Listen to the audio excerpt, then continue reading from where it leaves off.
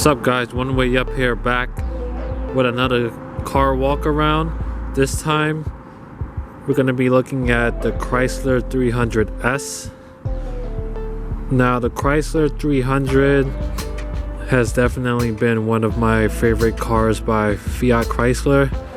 Now with this particular model, the 300 hasn't been getting a lot of attention as of later years, and the car has also been hinted at multiple times that it will be canceled. So I definitely will be missing this car when it's canceled, because overall I feel like it's a great American sedan, just like the Charger is. The Charger seems to be pulling much more in sales compared to the 300.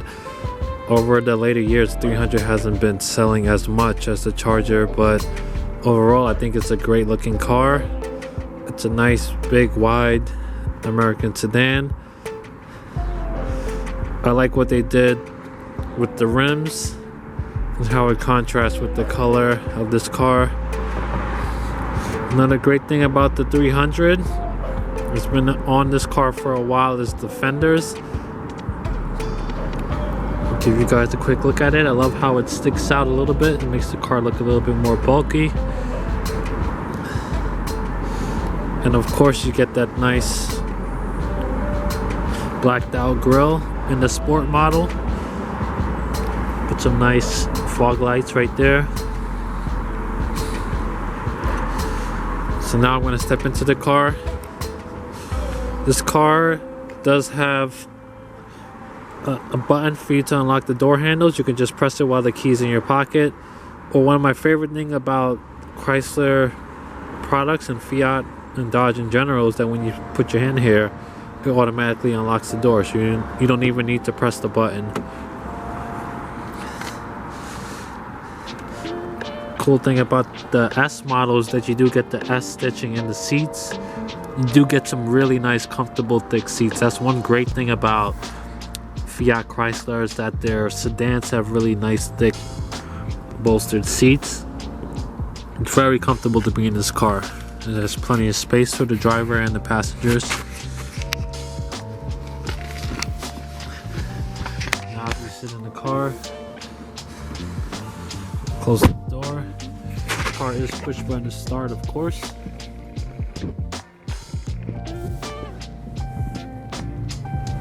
You do get some nice blue gauges on the 300. I think it looks great. You know, it's not too sporty like the Charger, but not too luxurious. It's kind of in the middle, and I feel like this is a great looking gauge for the 300, and I do like how they have the blue screen to contrast that. So I'm gonna pop the hood for you. I'm gonna give you a look at the engine.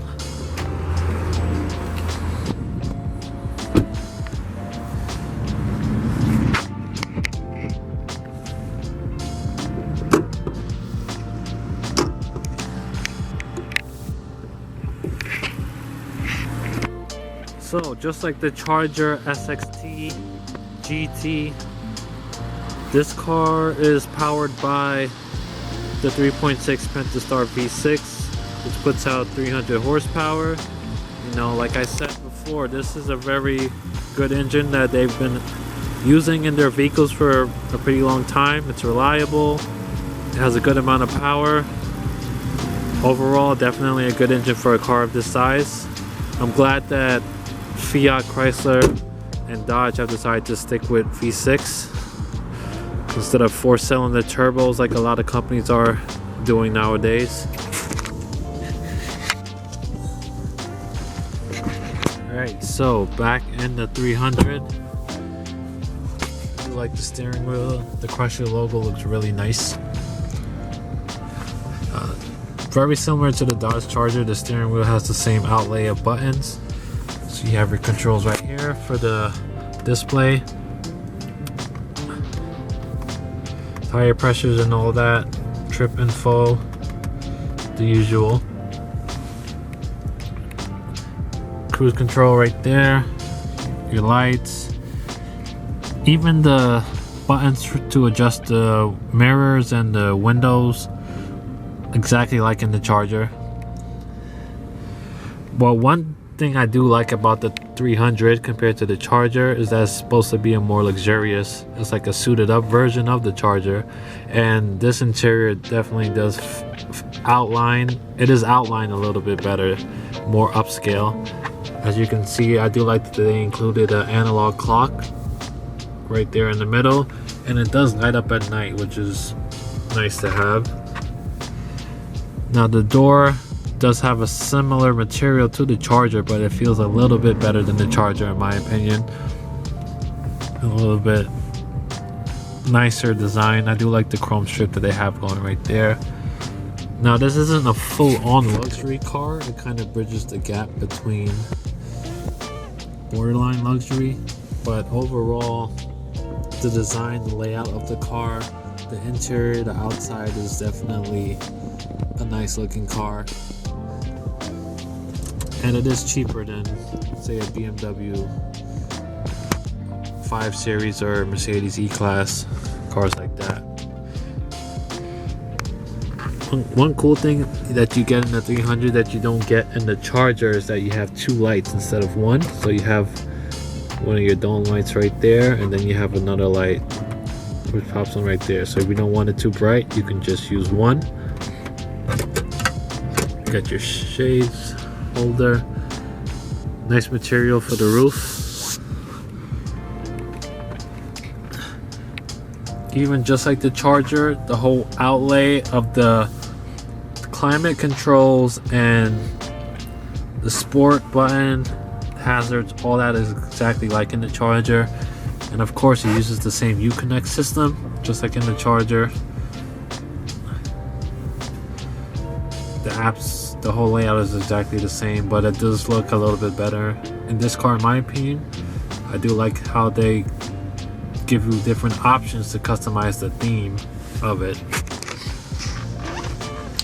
One different thing about this than the Charger is that you do get a rotary knob. Some people prefer the old-fashioned shifter, but in my opinion, I think this knob makes the car feel just a little bit more up-class. You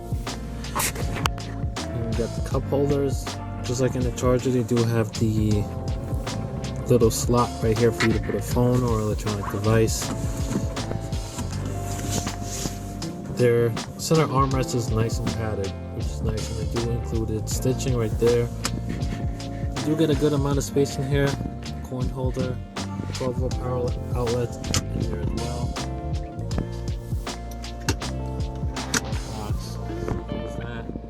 Now one thing I am a little bit disappointed in this car is that the amount of plastic that they put in the interior. They do a nice job of putting this black gloss-like material. Kind of looks like piano wood, but it's not really piano wood. But as far as like the plastic in this interior, you do get a plastic here. Even this whole area is plastic. It feels a little bit cheap. Over here it's a kind of a glossy plastic, which doesn't look too nice in my opinion for a car that is trying to be a little bit on borderline luxury. They could have used a soft touch material at least. I think that would have been a better option. But they do a nice job of at least designing the interior to make it look nice, but it doesn't have the best qualities.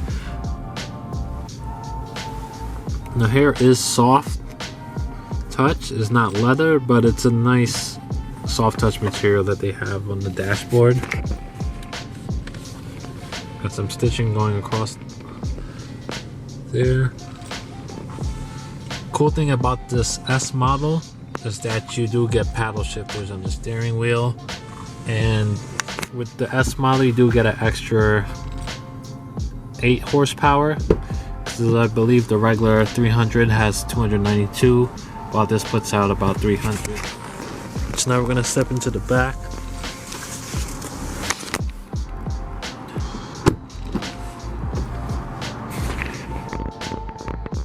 Guys, a quick look.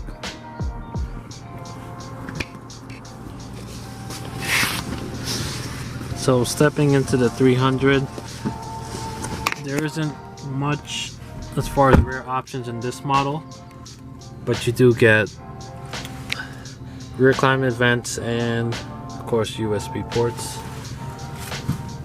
Windows, pretty much nothing really crazy back here, but it's definitely comfortable to be back here.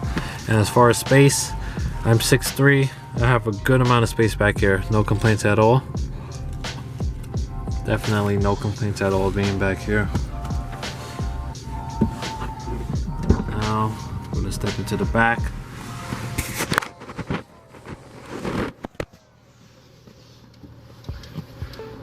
Though I love the stitching that they have on these seats though. It's very, very good. Gas cap. Now, as far as the trunk, you do have two options of opening it. I do like how they snuck in the button to open the trunk so it looks kind of clean. It doesn't stick out. And I like how they included they integrated the camera and button both into this rear light. So you can open the trunk like that, pops all the way up.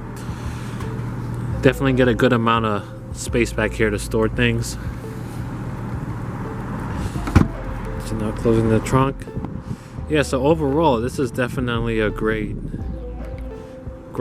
sedan in my opinion. Kind of sad to see it go, but overall this is definitely a great product by Fiat Chrysler.